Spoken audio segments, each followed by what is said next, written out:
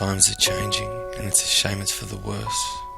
Society of today will become immersed in the worst type of curse. The pain remains the same.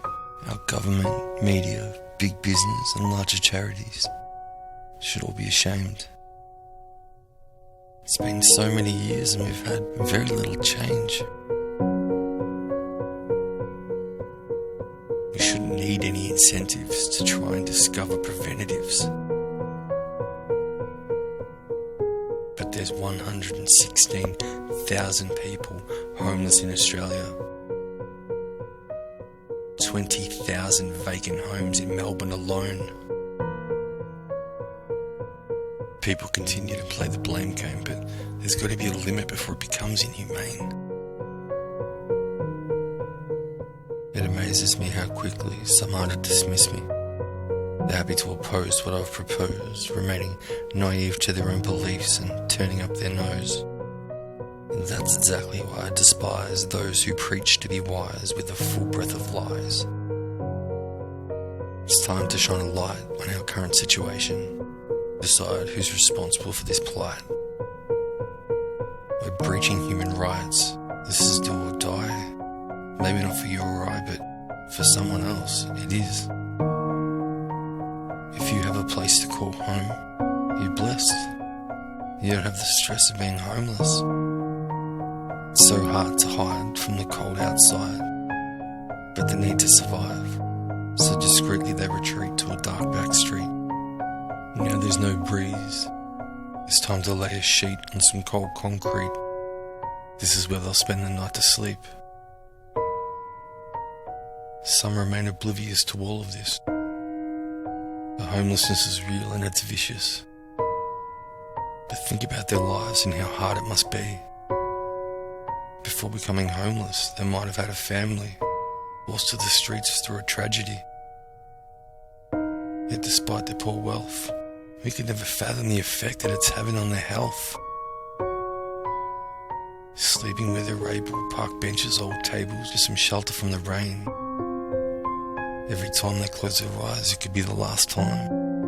If all the struggles win and all the troubles slowly let them die. Surrounded by people, but isolated and alone. Every day begs escape, but a shelter's not a home. Pretend that isolation's been your only friend. It's visible to you, but invisible to us. Goes with you everywhere, and it's the only thing you trust. Does anybody see? Did their voices go unheard? Are they now invisible? Don't close your eyes to the stereotypes disguise. Believe nothing of what you hear, and only half of what you see. The first thing you see isn't always what it seems. How can we judge what we simply don't know? Some have never had a voice, and some have never had a choice. They wanted to run, but had nowhere to hide. A picture to imagine, but too hard to describe. This position feels too real, and this battle leads to war. But law enforcement and politicians never listen. They're too focused on their opposition. We can't just trust in a media that lies. Hope and pray that people with expertise in persuasion will finally arrive and help us solve the equation. When our beliefs are left in the hands of the beast, will the grief on the streets just increase? The reality of normality seems so far away. There's no place to see, hear, touch, or ever feel at peace. Is there a catch or a twist at the end? Could this be real, or is it all just pretend?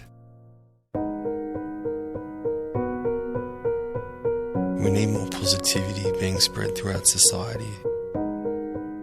Helping other people should be a priority. Now take a second, if you will. Think of a time you saw a homeless person. Now imagine that was you. Remind yourself that they were once just a little baby like you.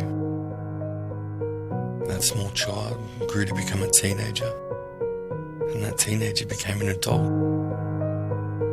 The story of their life and what happened in between, none of us know.